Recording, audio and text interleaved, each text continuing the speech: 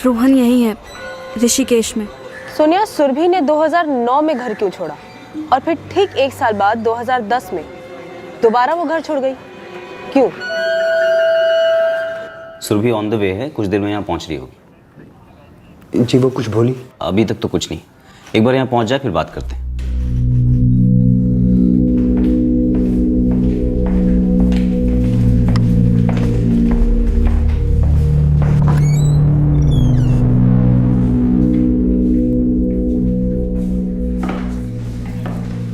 सुरभि, क्या हुआ था? हाँ? तू देहरादून कैसे पहुंच गई थी? सुरभि बेटा, हमें बताओ क्या हुआ था? किसी ने कुछ किया तुम्हारे साथ? कुछ भी गलत? मुझे लगता है शॉक में है, मेडिकल एग्जामिनेशन करानी पड़ेगी तुरंत। तिवारी, सिविल हॉस्पिटल लेके जाओ। नहीं, मैं ठीक हूँ, मुझे कुछ नहीं हुआ, ना मेरे साथ कुछ गलत हुआ है। तो सुरभि, हमें बताइए कि आप यहाँ ऋषिकेश से देहरादून कैसे पहुंच गई? अकेली गई थी? हाँ। क्यों बेटा? तू देहरादून क्यों गई थी और वो भी अकेली? देखो बेटा, तुम अभी 17 साल की हो, शादी के लिए 18 तो होना जरूरी है ना। तो हम उसे मिलना चाहेंगे, उसके माँ बाप से। जी, रोहन ने भी हमें बताया आपकी सुरभि के बारे में। अंकल आंटी, मैं सुरभि से प्यार करता हूँ, शादी करना चाहता हूँ।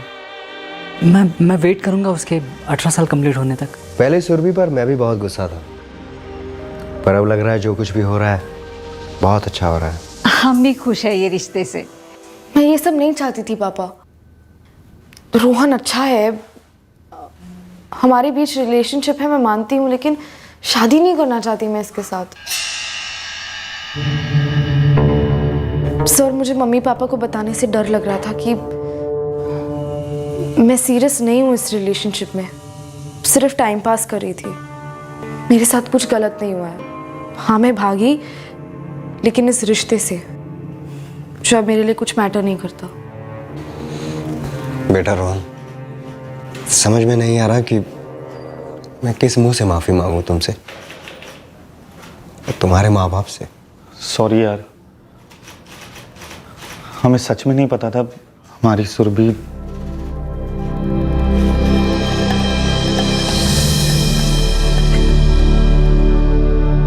चाहती क्या है तू?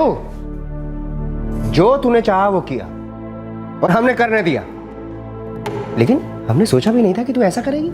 सारे मोहल्ले में धज्जियां उड़ रही हैं हमारी। इज्जत का मतलब भी समझती हो तुम कुछ सुरभि? नहीं समझती मैं भैया, मुझे ये सेंटेंस समझ में ही नहीं आता है कि मोहल्ले वाले क्या सोचेंगे।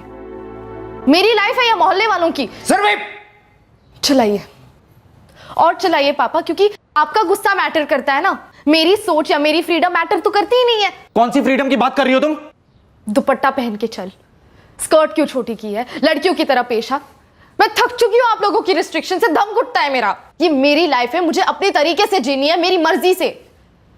मेरा मन, मेरी बॉडी, मेरा दिल आप लोगों के नियमों के अकॉर्डिंग नहीं चल सकती है ना। झूठ कहा था मैंने आपसे पापा, मैं रोहन के साथ सिर्फ टाइम पास कर रही थी, क्योंकि मुझे एक लड़की का टच फील करना था। क्या बोली? सच बोली मैं, जो आप लोग नहीं सुन सकते हो। आप लोगों ने ही गलत ठहराया है मुझे, जो मुझे बिल्कुल पसंद नहीं है। सुरभि, पापा ये हाथ से निकलती जा रही है, मैं बता रहा हूं आपको। लेकिन बेटा तुझे उस पर हाथ नहीं उठाना चाहिए था। तो मैं उसकी ये बेतुकी बातें सुनूं? आज ये, कल ना जाने क्या क्या करेगी ये रोहन तो गया, अब आप जल्द कोई लड़का ढूंढिए और इसकी शादी करिए।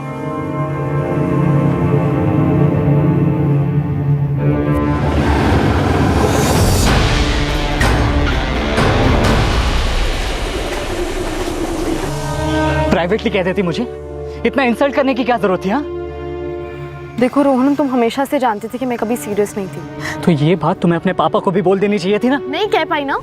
और मेरी फीलिंग्स, उसका क्या? मेरा कोई इरादा नहीं था तुम्हारी इंसल्ट करने का। इंसल्ट तो हुआ ना।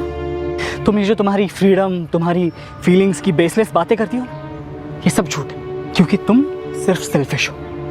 हद से भी ज्यादा सेल्फिश। हाँ मैं हूँ सेल्फिश, बहुत सेल्फिश हूँ मैं, ठीक है। और मेरे हिसाब से हर इंसान को ऐसा होना चाहिए। तुम्हारी ये बड़ी बड़ी बातें करने से एक बात चेंज नहीं होती कि तुम्हारी सेल्फिशनेस की वजह से किसी का सेल्फ टूटता है, बेइज्जत होता है, वो दर्द होता है उसे। देखो रोहन, मैं सच में किसी को हर्ट नहीं करना चाहती थी, पर मुझे तो हर्ट कर चुकी तुम, बहुत ज्यादा।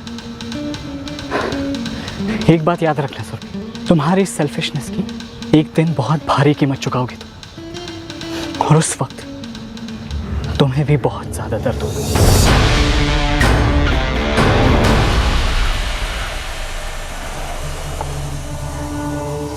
कोई फर्क नहीं पड़ा। रोहन की बातों से वो रत्ती भर भी हर्ट नहीं हुई। और 1 साल बाद उसने फिर से घर छोड़ा।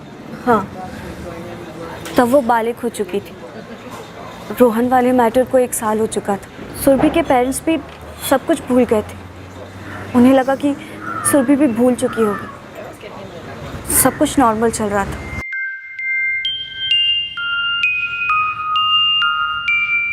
तूने उसको पक्का नहीं बताया ना? नहीं अंकल, मैं क्यों बताऊंगी? अच्छा सुन सुन सुन, जल्दी वहां से देख। देखती हूँ। करवाती तो बताइए जल्दी। हाँ हाँ हाँ। और मेरे पास है, मेरे पास है। आए क्या? आंटी आ गई। चला चला चला, पकड़ पकड़ चलिए इसको, चल चल जल्दी कर जल्दी कर। अरे यार जल्दी कर। अरे यार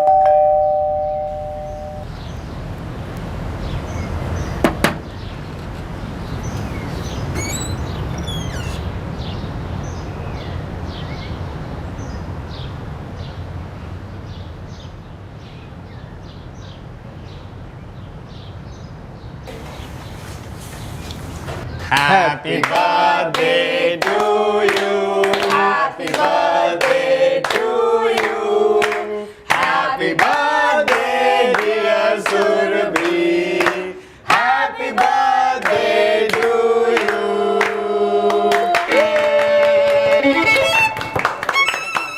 सुरभि ने कुछ ऐसा कहा था उस दिन जो किसी ने सोचा तक नहीं था। उसने कहा उसने उस दिन सुबह ही पैकिंग कर ली थी। वो उस दिन का इंतजार कर रही थी।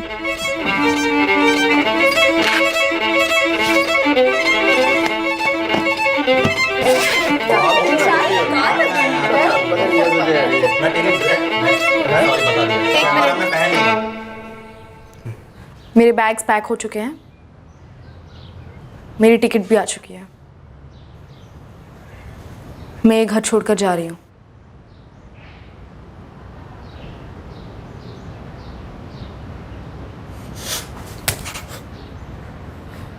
हाथ नीचे रखिए, नहीं तो हाथ तोड़ दूंगी और जाके आपकी पुलिस में कंप्लेंट भी कर दूंगी। तू पागल हो गई है क्या? क्या बोल रही है सुरभि? मैं अब बालिग हो चुकी हूँ, तो मेरी आज़ादी अब पूरी मेरी है, और ये लाइफ भी सिर्फ मेरी है, जो मैं इस घर में आप तीनों के अंडर नहीं जी सकती।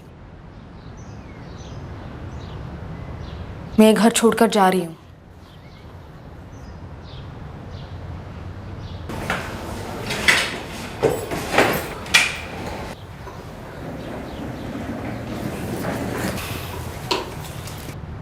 हमारे रिलेशंस बने रहेंगे, लेकिन मैं अपनी लाइफ अपने टर्म्स पे जीना चाहती हूँ, अपनी मर्जी से। छोड़ो माँ। बेटा माँ रुक।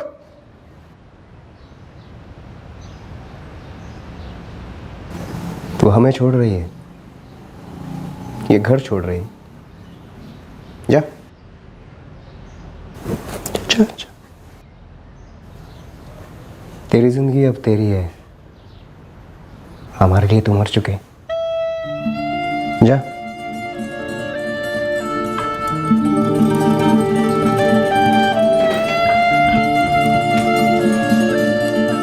सुरभि, सुरभि तूने अंदर क्या किया? हाँ सुरभि बोल ना। सोनिया, ये एक सिंपल सी बात है जिसे कहना और फॉलो करना बहुत कॉम्प्लिकेटेड है। क्या बोल रही है? सिंपल सेंटेंस में कहूँ तो भाड़ में जाए दुनिया। दुनिया भाड़ में जाए, ये लाइन कहकर 6 साल पहले उसने ऋषिकेश छोड़ दिया था। फिर उससे फेस टू फेस कभी बात नहीं हुई। कोई फ़ोन, कोई ईमेल, टेक्सटिंग, कुछ भी? बहुत ही कम। इन 6 सालों में उसकी लाइफ में क्या हुआ क्या नहीं, मैं नहीं बता सकती। रोहन वाले मैटर के बारे में सुरभि ने कभी ठीक से बताया नहीं मुझको। 6 साल मेंटोर रहे हैं आप सुरभि राजपूत के। उसके इन 6 सालों के बारे में अगर हमें कोई कुछ बता सकता है तो आप हैं। एक बात है जो मैं बिना किसी डाउट के कह सकता हूँ क्या? कि सुरभि में एक जिद थी अपनी लाइफ अपनी मर्जी से जीने की। वो जिद मैंने पहले ही दिन देख ली थी जब वो मुझसे पहली बार हेल्प मांगने आई थी। कब? जब उसने अपना घर छोड़ा और यहाँ देहरादून चली आई 6 साल पहले।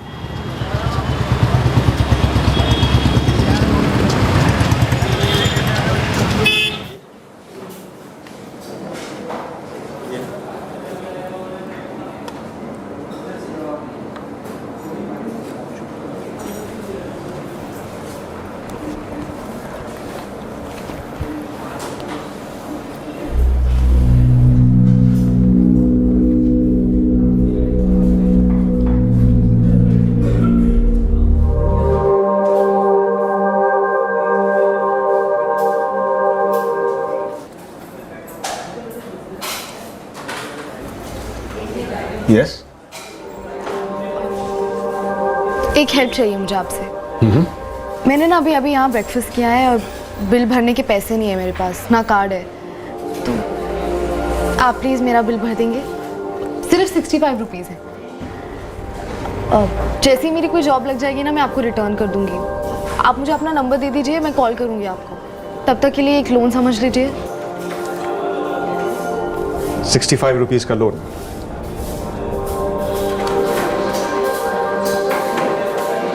Bye and thanks again.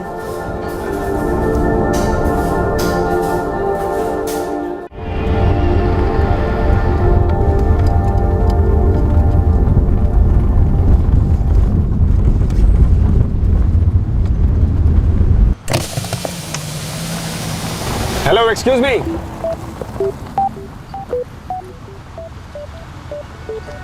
Breakfast का बिल भरने के पैसे नहीं है तुम्हारे पास। जहां जा रही हो वहां जाने के पैसे हैं? समझ नहीं आ रहा क्या करूं, आगे बढ़ूं या लौट जाऊं। घर में दोनों नहीं सकती। मतलब? 15 दिन से यहाँ जॉब ढूंढ रही हूँ, मिल नहीं रही है। सारे पैसे भी खत्म हो गए। रह कहाँ रही हो? एक लॉज में रहती थी पर अब वहाँ नहीं रह सकती, और जहाँ से आई हूँ घर, वहाँ लौटना नहीं चाहती। और घर क्यों नहीं लौटना चाहती? वहाँ मेरी डेथ हो गई है, तो बस खड़ी हूँ यहाँ क्रॉस रोड पर। कहाँ से भाग कर आई हो? भागी नहीं हूँ, अपनी मर्जी से घर छोड़कर आई हूँ। एज क्या है तुम्हारी? 2 हफ्ते पहले 18 साल की हुई हूँ जिस दिन यहाँ आई थी। अब मैं जॉब कर सकती हूँ, पैसे कमा सकती हूँ, अपने लिए घर ढूंढ सकती हूँ, और हाँ, आपके 65 रुपये वापस भी दे दूँगी।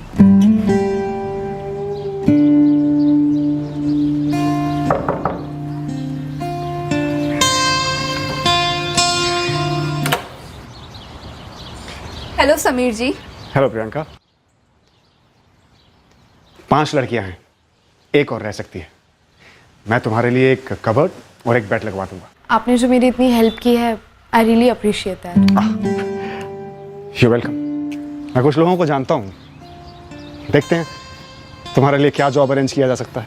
आपने मेरा यहाँ का रेंट भी एडवांस में भर दिया। मुझे जैसे ही कोई जॉब मिलती है ना, तुम पहले कमाना शुरू कर दो, लोन रिपेमेंट के बारे में बाद में सोचना।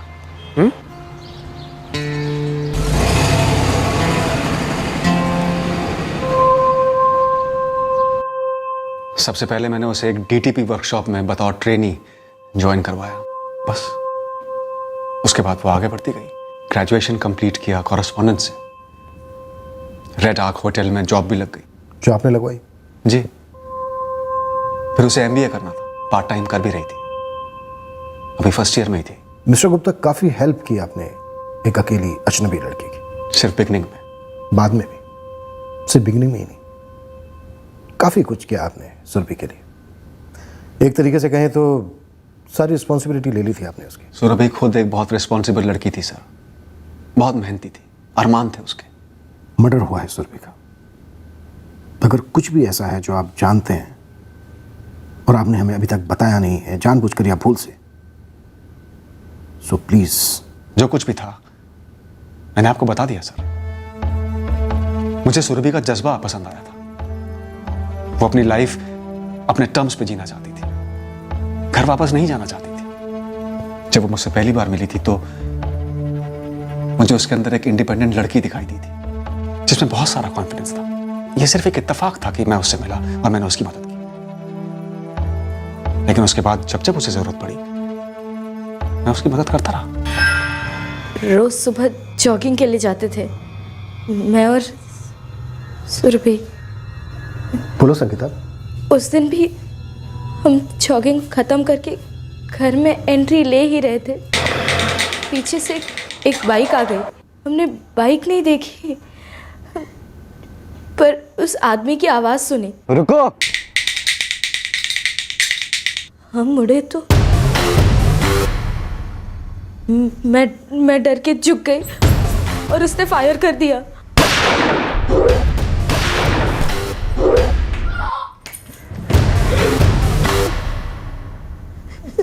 सुरभि ने पहले कभी जिक्र किया था किसी खतरे के बारे में? नहीं सर। पहले के बॉयफ्रेंड के बारे में जिक्र किया था, रोहन अग्रवाल या फिर कोई और? सुरभि अपने लाइफ के बारे में ऑलमोस्ट जीरो बात करती थी, हमेशा बिजी रहती थी, फुल टाइम जॉब में और पार्ट टाइम MBA में। समीर गुप्ता का तो जरूर जिक्र किया होगा। कौन समीर गुप्ता सर? ये नाम हमने पहले कभी नहीं सुना। मिस्टेकन आइडेंटिटी का केस तो नहीं लगता, क्योंकि सुरभि संगीता जैसी तो नहीं दिखती थी। और सर शूटर संगीता को भी मार ही सकते थे, वो वहीं जमीन पर पड़ी हुई थी, उनकी रेंज से बाहर नहीं थी। और सर ये संगीता और आरती दोनों की डिटेल बैकग्राउंड चेकिंग कराई मैंने। सर दोनों सिंपल लड़कियां हैं, ऐसा कुछ भी नहीं है कि कोई उनको मरवाने की कोशिश करे या फिर वो सुरभि को मरवाने की कोशिश करे। निशाना सुरभि ही थी। शायद पेरेंट्स को, भाई को इतना गुस्सा रहा होगा सुरभि पर कि उन्होंने उसे मरवा ही दिया। रोहन 6 साल पहले, बल्कि 7 साल पहले सुरभि ने डिच किया था रोहन को। गहरी चोट लगी होगी। सर समीर का इस तरह से आउट ऑफ द वे जाके हेल्प करना थोड़ा अजीब लग रहा है। इस समीर गुप्ता की सारी डिटेल्स निकलो। सर मेरे पास रोहन का एड्रेस है, वो ऋषिकेश में रहता है। इससे तो पर्सनली मिलते हैं।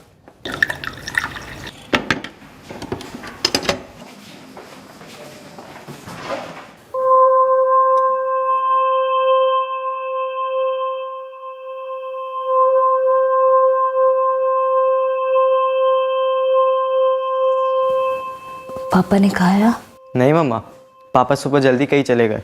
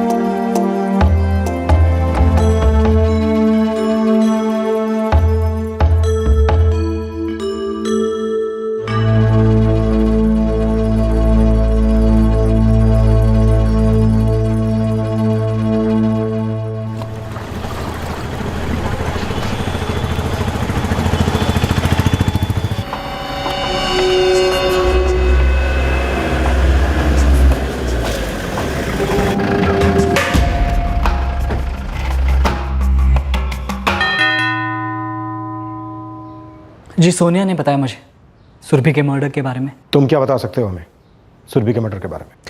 आप क्या जानना चाहते हैं? मैंने किसे भेजा था उसके मर्डर के लिए या कितने पैसे दिए वगैरह?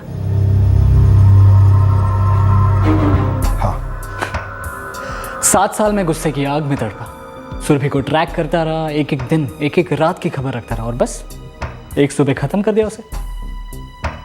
ये ठीक था या और कुछ कहूं? इस केस में तुम हमारे सस्पेक्ट हो, इसलिए ओवर स्मार्ट बनने की कोशिश मत करो, बात बनेगी नहीं। आप मुझे सस्पेक्ट समझते हैं या ओवर स्मार्ट, मुझे उससे कोई फर्क नहीं पड़ता। आई एम श्योर सोनिया से बात करके आपने मेरे और सुरभि के अलावा सुरभि की लाइफ की गंध भी जान ली होगी। और ये भी जान लिया कि तुम बहुत हर्ट हुए थे क्योंकि तुम्हें सुरभि ने डिच किया था।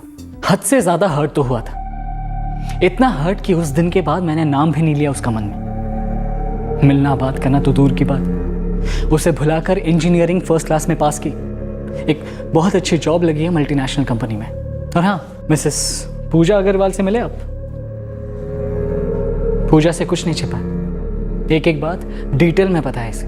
तो ये भी शामिल थी इस मर्डर की प्लानिंग में? आपका शक बढ़ाने के लिए एक बात कहूँ सर, सुरभि ने जो किया ठीक किया, वो ठीक कहती थी, वो सिर्फ एक टाइम पास था।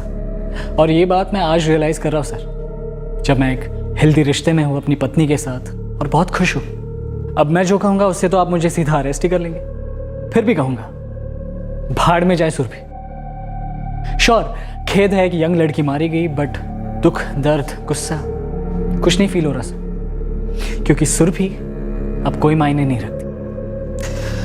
एनीवे, मैं ऑफिस के लिए लेट हो रहा हूँ, आप लोग लगे रहिए मेरे कॉलेज में, मेरे ऑफिस में, यहाँ कॉलोनी में मेरे खिलाफ सबूत ढूंढिए और उसके बाद मुझे कॉल कीजिएगा।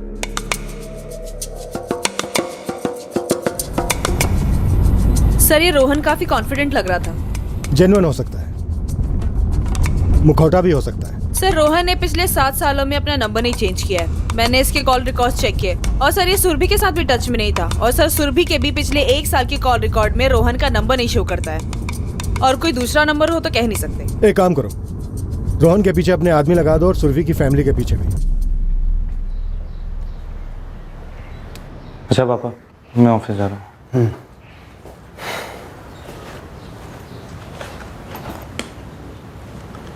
बहुत बेरहमी से मार डाला। जैसी भी थी, आखिर बच्ची थी हमारी। हम कह तो सकते हैं कि वो हमारी बच्ची थी, लेकिन वो हमारी बच्ची बनकर रहना नहीं चाहती थी। तो हम क्या करते? जब उसकी जिंदगी हमारे हाथों में नहीं थी तो उसकी मौत को कैसे रोकते? अगर बच्चे ही अपने माँ बाप पे इल्ज़ाम लगाएं, उनको कसूरवार ठहराएं, तो उनके किन किन इल्ज़ामों की जिम्मेदारी लें?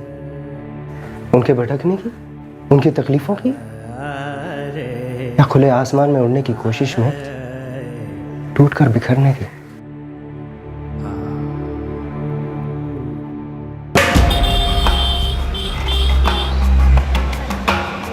सलाम साहब। बोल। काफ़ी फ़र्क है सर दोनों की उम्र में। साइकोलॉजी छोड़, खबर दे। काफ़ी सारे होटल्स में देखा गया दोनों को, लेकिन कोई नाम वगैरह छुपाने की कोशिश नहीं की गई। वो तो एक्सपेक्टेड था, हमें लग ही रहा था कि समीर का जरूर कोई और इरादा होगा। ये सुरभि को मरवाएगा क्यों? मरवाते तो तभी है ना साहब, जब कोई खतरा हो। कोई खतरा था क्या? ऐसे कुछ पता तो नहीं चला है, लेकिन तबीयत थोड़ी ठीक ठाक नहीं थी। किसकी? समीर गुप्ता की? समीर गुप्ता नहीं साहब, कुछ टाइम से उनकी धर्मपत्नी थोड़ा तकलीफ में। रेगुलर विजिट हो रही है डॉक्टर RS धवन के यहाँ पर।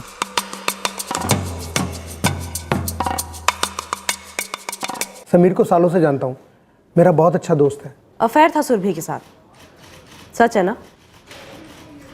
अब मैडम, सच तो मुझे नहीं मालूम, बस मैं तो ये जानता हूँ कि मेरे घर में एक लड़की की जगह खाली थी और समीर ने कहा कि उसको रख लो, बस मैंने उसको रख लिया। अब उन दोनों के बीच में क्या था, मुझे इसकी कोई जानकारी नहीं। पत्नी काफी बीमार है समीर की। अच्छा, मैं उससे कभी मिला नहीं, मुझे जानकारी नहीं है।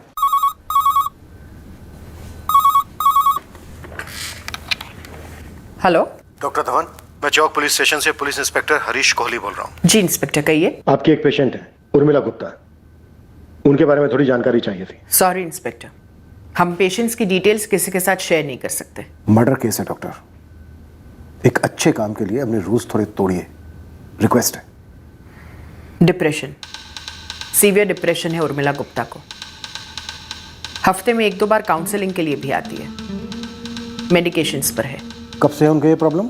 काफी टाइम से।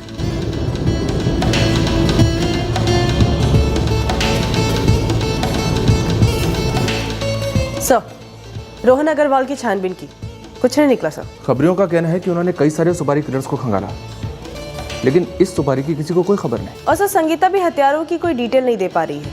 एक ही बात कह रही है कि हत्यारों ने हेलमेट पहना हुआ था।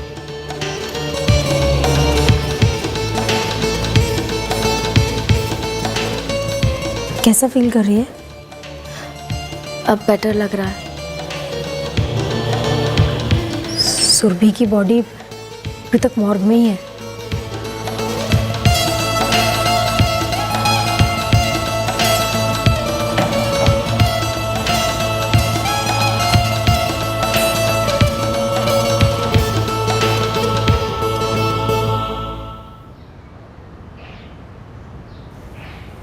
रोहन अच्छा है, रिलेशनशिप है हमारे बीच, लेकिन शादी नहीं करना चाहती मैं इससे।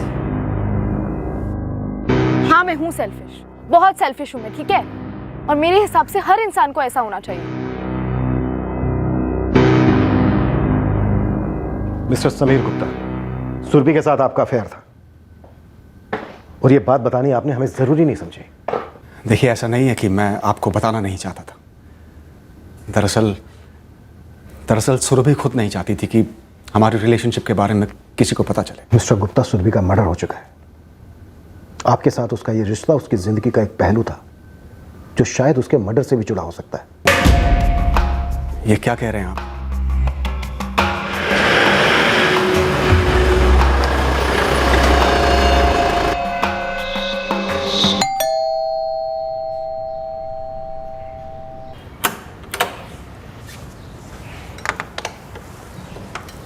जी, आप मुझ पे शक कर रहे हैं? हम आप पर शक क्यों ना करें? देखिए इंस्पेक्टर, प्यार करता था मैं सुरभि से, नो डाउट, लेकिन हमारे प्यार की शुरुआत किसी अफेयर से नहीं हुई थी। बस पहले एक इंसान होने के तौर पर मैं उसकी तरफ अट्रैक्ट हुआ था। वो अपने आप से बहुत प्यार करती थी, जिंदगी में आगे बढ़ना चाहती थी। जब मैं उससे मिला था तो वो एक ऐसे चौराहे पर खड़ी थी जहां सालों पहले मैं खड़ा था। उसके पास दो चॉइसेस थी, क्या तो वो आजादी की तरफ भागे या फिर लाचार होकर तकदीर की बेड़ियों में बन जाए। मैं नहीं चाहता था कि वो उस चौराहे से मेरी तरह वापस लौट जाए और जिंदगी भर अफसोस करे जैसे मैंने किया था। किस बात का अफसोस था आपको मिस्टर गुप्ता? यही कि मैं अपनी आजादी की तरफ नहीं भाग सका जबकि मौका था। अफसोस है मुझे कि मेरे पास फैसला करने की चॉइस नहीं थी, लौटना पड़ा था मुझे। तब मैं भी 18 साल का था। मेरे लिए मेरे फादर ने एक फैसला लिया, एक ऐसी शादी में धकेल दिया जिसके लिए ना तो मेरी मर्जी थी ना कोई तैयारी। तो इसलिए आपने मेरी हेल्प की? पता नहीं सुरभि, बस मैं ये नहीं चाहता था कि जो फैसला तुमने लिया है उससे तुम्हें मुकरना पड़े। मुझे मुकरना पड़ा था, वापस लौटना पड़ा। उस चौराहे पर खड़े होकर मैं नहीं जानता था कि मुझे क्या करना है, किस तरफ जाना है। अपनी फैमिली पे डिपेंडेंट था। घर लौट के और अपने फादर के फैसले को मानना पड़ा। उर्मिला के फादर और मेरे फादर अच्छे दोस्त थे, बेस्ट फ्रेंड्स। फैसला बहुत पहले हो चुका था, जमाना भी अलग था। जब हम पहली बार मिले रेस्टोरेंट में 65 रुपीज।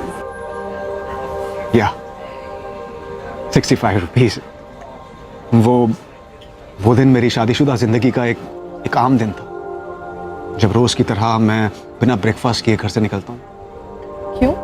आदत है, हैप्पी मैरिड लाइफ की निशानी समझ।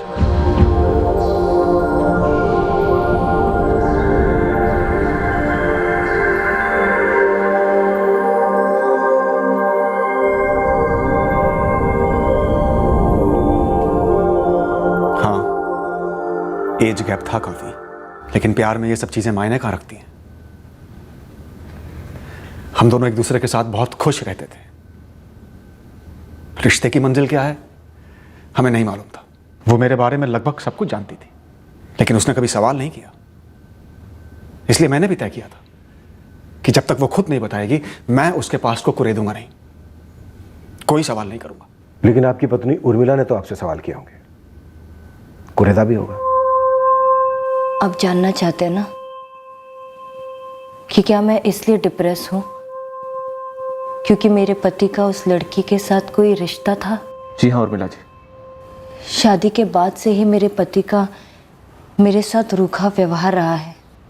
पहले सहन नहीं होता था, डिप्रेशन में चली गई थी। आज तक उस डिप्रेशन से बाहर नहीं आई हूं, क्योंकि मेरे पति मुझसे इतने रूखे रहते हैं कि वो मुझे नफरत के भी काबिल नहीं समझते। ये सुरभि राजपूत बस एक और चोट थी, मुझे एक बार फिर जताने के लिए कि मैं हूं ही नहीं उनके लिए।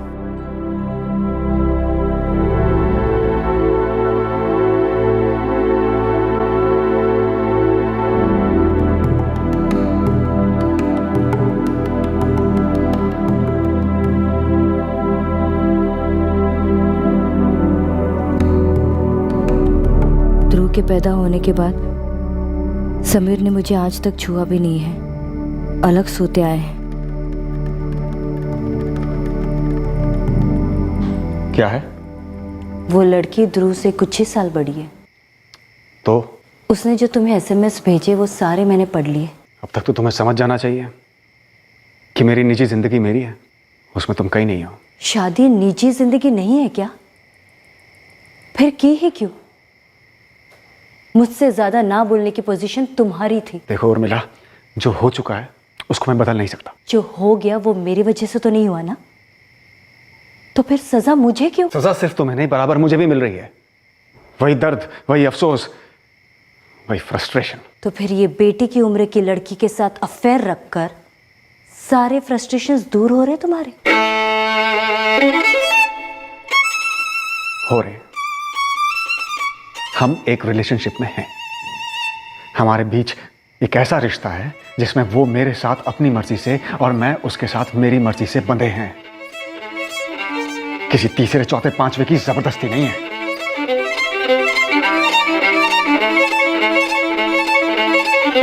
मुझे छोड़कर मुझसे कम उम्र वाली लड़की के साथ समीर ने अफेयर रखा,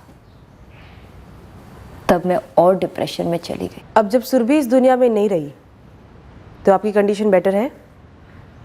पहले से तो ठीक फील हो रहा होगा। पता नहीं, क्योंकि उसके मरने के काफी समय पहले से ही मेरे पति का और मेरा रिश्ता मर चुका था, जो अब शायद वापस जिंदा नहीं होगा। फिर क्यों मरवाया आपने सुरभि को, जबकि आप इस बात को अच्छी तरह से जानती थी कि ऐसा करने से आपको कुछ भी हासिल नहीं होने वाला? आपके सवाल का जवाब आपने खुद दे दिया है। जब सुरभि को मरवाकर मुझे कुछ हासिल नहीं होने वाला है तो मैं उसे क्यों मरवाती? सर, मैम, आप लोग देख रहे हो ना मेरी मॉम की तबीयत कितनी ख़राब है। प्लीज़ उनको अकेला छोड़ दो। अगर आपको कोई भी वजह मिले कि मैं अपने प्यार को मार कर क्या हासिल कर सकता हूं तो मुझे जरूर बताइएगा।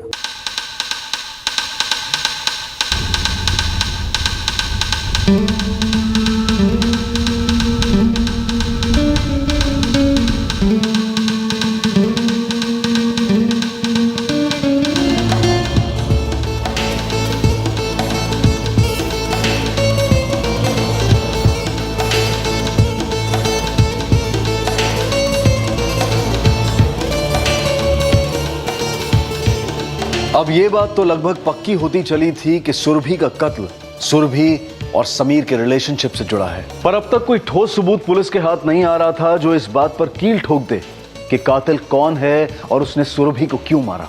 पर कोई ऐसा था जिसे आभास था कि कातिल कौन है, और अब यह आभास यकीन में बदल गया था।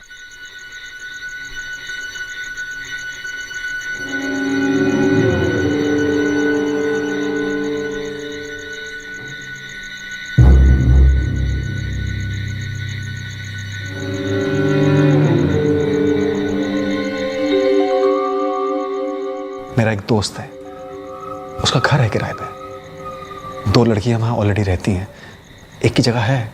आप मुझे अपनी लाइफ से दूर कर रहे हैं। उर्मिला को पता चल गया है हमारे रिश्ते के बारे में।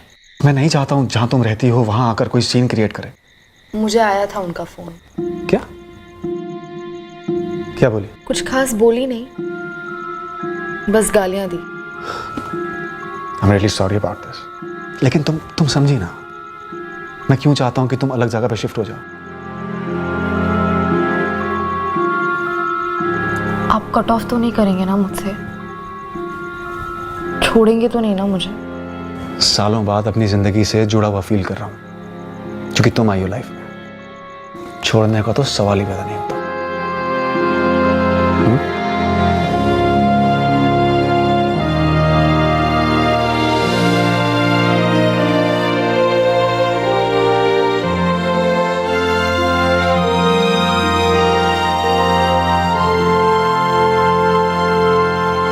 उर्मिला का फोन रिकॉर्ड मानो जैसे दूध में धुला हुआ है सर। एक भी कॉल ऐसा नहीं मिला है जो किसी फाउल प्ले की तरफ इशारा करे।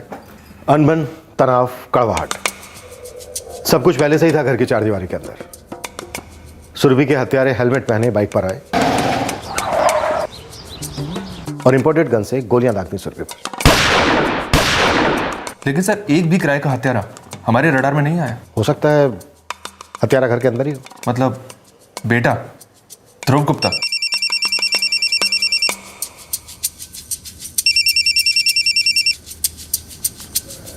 यस मिस्टर गुप्ता, मैं खुद आप ही को फोन करने वाला था। किस बारे में सर? अभी आपने फोन किया है, पहले आप बताइए कि आपने फोन क्यों किया है। सर मैं ये बताना चाहता था कि जिस दिन सुरभि का मर्डर हुआ उस दिन मैं सहारनपुर में था। तो आपने अपने लिए पहले से अलाबाई तैयार कर ली थी? ऐसा नहीं है सर। जब मैं सहारनपुर से घर लौटा तो मुझे कुछ अजीब सा महसूस हुआ। क्या अजीब सा देखा आपने अपने घर में?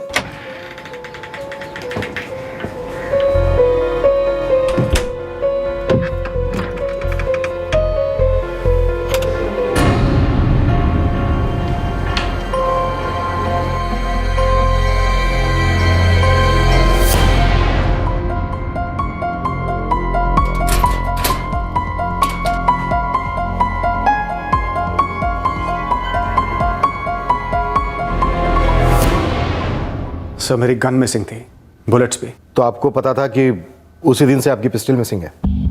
जी। तो मिस्टर गुप्ता, डे वन से आप जानते थे कि आपकी गर्लफ्रेंड सुरभि का कातिल कौन है? नहीं सर, ऐसा नहीं है, लेकिन इस बात का एहसास मुझे अब हो रहा है।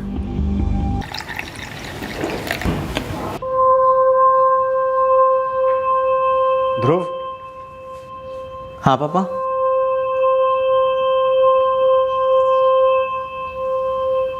एक अरसे से प्लानिंग कर रखी होगी तुमने, हैं? मैं कुछ पूछ रहा हूं। मैंने समझाने की बहुत कोशिश की थी। उर्मिला, दवाई का कोई डोज मिस नहीं करना। ध्रुव, इस बात का ख्याल रखना तुम। अब 2 हफ्ते बाद मिलेंगे। एनी इमरजेंसी फोन करना।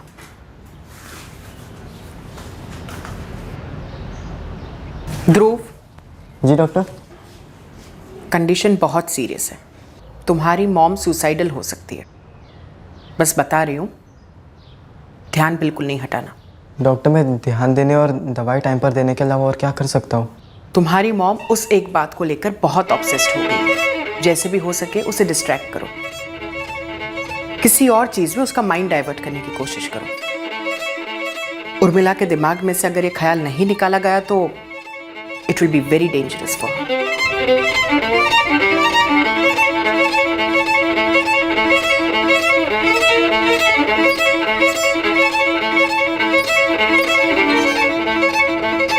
हाय ध्रुव।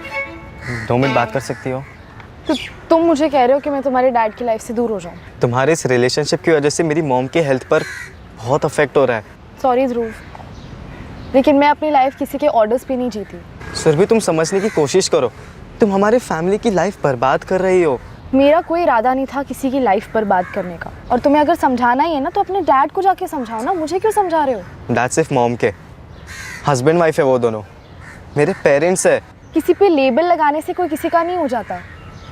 अगर किसी पे दावा करो तो वो अपना नहीं हो जाता। मैंने तो नहीं दावा किया था ना तुम्हारे डैड पे। और प्लीज़, ये जो तुम्हारा बिहेवियर है ना बहुत चाइल्डिश है कि तुम मेरी लाइफ पे, मेरे रिलेशनशिप्स पे आके मुझे टिप्पणी दे रहे हो। मैं करती हूँ क्या इंटरफेयर तुम्हारी लाइफ में या तुम्हारी मॉम के? नहीं ना? फिर प्लीज स्टे अवे।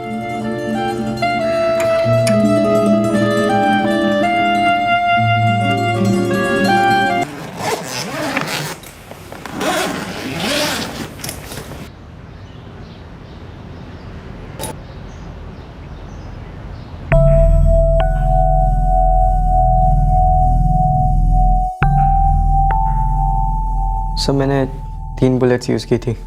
तुम्हें हमारे साथ चलना होगा। समीर जी, बिकॉज अभी ध्रुव लीगली बालिग नहीं है, इसीलिए आपको भी हमारे साथ चलना होगा। सर जाने से पहले मैं आखिरी बार अपनी मॉम से मिल सकता हूँ? ठीक है। तुझे ऐसा नहीं करना चाहिए था ध्रुव। पता है मॉम, मुझे पता था कि सिचुएशन कुछ खास बदलेगी नहीं,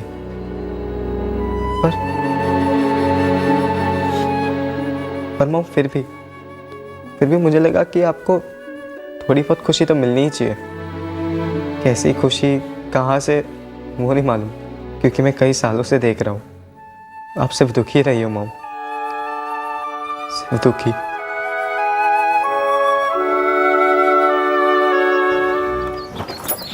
अभी बस पहुँचती होगी। यहाँ शूट करना है? नहीं, हम थोड़ा फॉलो करेंगे। उसके साथ उसकी एक फ्रेंड भी रहती है, दोनों साथ में जॉगिंग करते हैं, और मैं गलती से भी उसकी फ्रेंड को नहीं मारना चाहता हूँ, सिर्फ सुरभि।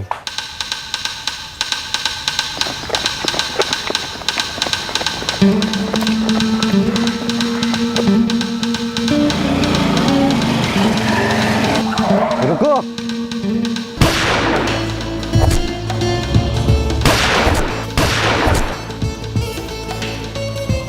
सर, मैं सुरभि को मेरे डैड के लाइफ से हमेशा के लिए निकालना चाहता था।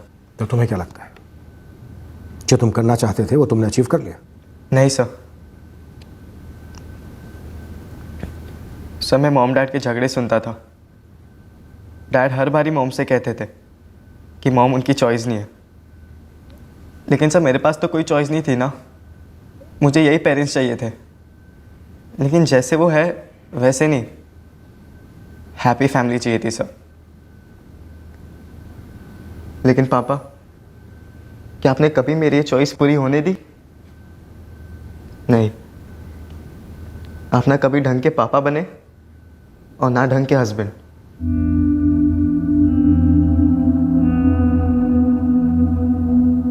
और सर सुरभि मुझसे कहती थी कि मैं अपनी लाइफ जीऊँ, लेकिन सर मैं अपनी लाइफ कैसे जीऊँ जब मेरी पूरी लाइफ ही मेरी मॉम है, जो सुरभि की वजह से बहुत बीमार रहती थी। मैंने मॉम को समझाने की बहुत कोशिश की सर कि आप ऐसे आदमी के लिए क्यों रोते हो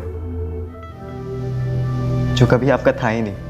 तो अब जो तुमने किया उससे तुम्हारी मॉम समझ जाएंगे कि जो हुआ था उसके साथ उन्हें समझौता कर लेना चाहिए था। मुझे नहीं पता सर, मुझे एक बात समझ में नहीं आती है कि कोई आदमी इतना सेल्फिश कैसे हो सकता है कि उसके लिए उसका अफसोस ही सबसे इंपॉर्टेंट चीज़ हो। सर सुरभि भी इतनी सेल्फिश थी, उसने कभी ये एक्सेप्ट नहीं किया कि वो गलत कर रही है, किसी का घर तोड़ रही है। बाइक कौन चला रहा था? सर बाइक मेरा दोस्त मनीष चला रहा था, लेकिन सर इस खून में उसका कोई हाथ नहीं है। किसने कहा उसका कोई हाथ नहीं है? उसे भी उतनी ही सजा होगी जितनी सजा तुम्हें होगी। उसका घर भी उतना ही टूटेगा जितना घर तुम्हारा टूट रहा था, और अब और टूटेगा।